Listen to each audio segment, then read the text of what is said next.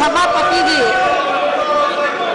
जब से केंद्र में बीजेपी की एनडीए की सरकार बनी है, तो तब से पूरे देश में और खासकर बीजेपी शासित राज्यों में तो इन्होंने अपनी जातिवादी 267 आप लोग मुझे अपनी बात रखने दो। आप सुनिए अरे सुनिए 267 मात्र चलो। मान्यवर, जब से केंद्र में बीजेपी व इनकी एनडीए की सरकार बनी है, तो तब से पूरे देश में और खासकर बीजेपी शासित राज्यों में तो इन्होंने अपनी जातिवादी, सांप्रदायिक व पूंजीवादी मानसिकता के तहत चलकर अपने राजनीतिक स्वार्थ में वे अपने नफे नुकसान को भी सामने रखकर यहाँ विशेषकर गरीबों, दलितों, पिछड़ों, अल्पसंख्यकों, मजदूरों, किसानों एवं मध्यम वर्ग जो बड़े पैमाने पर शोषण में उत्पीड़न जो अभी भी लगातार जारी है, तो वह किसी से छिपा हुआ नहीं है। और इस संदर्भ में मान्यवर, इस संदर्भ में मैं पूरे सदन का ध्यान उत्तर प्रदेश में बीजेपी व इनकी सरकार द्वारा एक सोची समझी राजनीतिक साजिश व स्वार्थ के तहत वहां जिला सहारनपुर के सब्बीपुर गांव में कराए गए दलित उत्पीड़न कांड की तरफ दिलाना चाहती हूं, जिस पर पर्दा डालने के लिए बाद में फिर इन्होंने एक दलित संगठन को भी इस्तेमाल करके इसे जातीय हिंसा का रंग दिया है, रूप दिया है।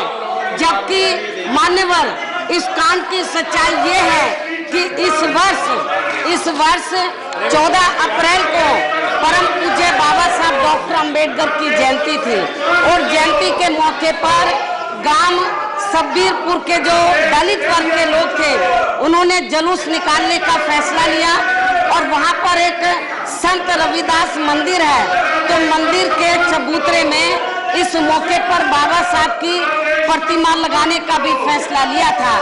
लेकिन वहां के जो संबंधित अधिकारी थे, तो उन्होंने उनको ना तो जुलूस निकालने की परमिशन दी और ना प्रतिमा रखने की परमिशन दी।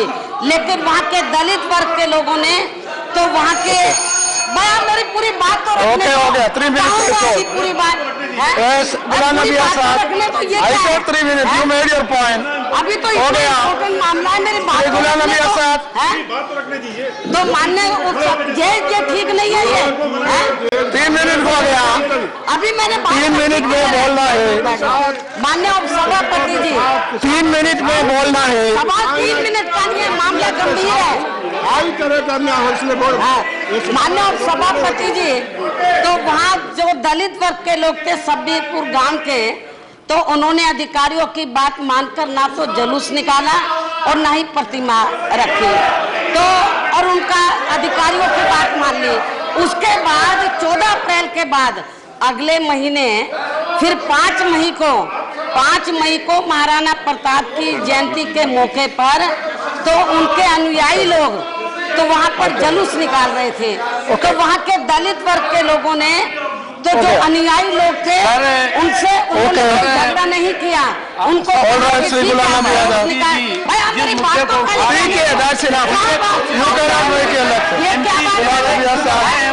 मेरी बात तो और मान्य लेकिन वहाँ पर मेरी बात तो कहने दो सर, ये I allowed you, I told you 3 minute. मेरी बात ठीक नहीं है ये,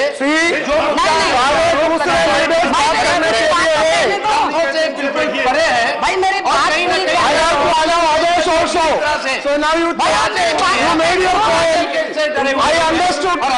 नहीं ये you made your नोटिस है, आवर नहीं है ये, you cannot monopolize, don't do that, 0 our नहीं है ये, स्थगन प्रस्ताव मैंने बोला आप 3 मिनट बोलना है, दो आप मेरी थोड़ी और बात है। अभी तो 5 मिनट हो गया भाई, मैंने बोला 3 मिनट। नहीं 3 मिनट वो लोग उधर से सब बोलते हैं। अच्छा नहीं, मेरी बात पूरी रखने दो। अच्छा नहीं। माननीय उपसभापति जी, मैं आपसे रिक्वेस्ट कर रही हूँ, मेरी बात जरूरी बात है, इम्पोर्टेंट बात है, मेरी बात को रखने दो। Yes, तो made your point. See, मैं कहना चाहती हूँ in 267 अगले you can only ask for a discussion. That is already asked. So it is over. You cannot make a speech here. No. बुलाना भी आता। ये ऐसे कैसे हो जाएगा ये? मुझे बोलने नहीं दोगे? राज्यसभा से इस्तीफा देती हूँ। I have so many names. बोलने नहीं दोगे तो मुझे इस सदन में रहने का कोई अधिकार नहीं है फिर। Look here. यदि आप मुझे बोलने नहीं दोगे तो मैं आज ही इस्तीफा देती हूँ।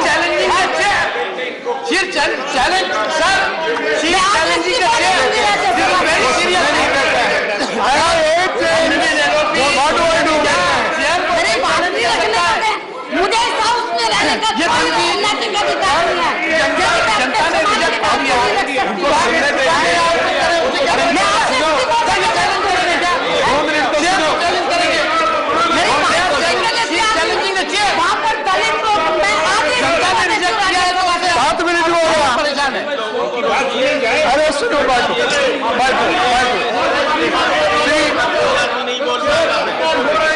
मेरी बात नहीं रखने देंगे। बात करने को मेरे साथ मात्र कीजिए, उनके साथ छप्पर खर्चे बात कर बात करती है। वहाँ गर्भवती महिलाओं के साथ जुल्म जाती हुई है। Because you are making noise, I am not able to control them also. बाद भी लोगों को उधर मारा गया है। मेरी बात नहीं रखने दे रहे हो।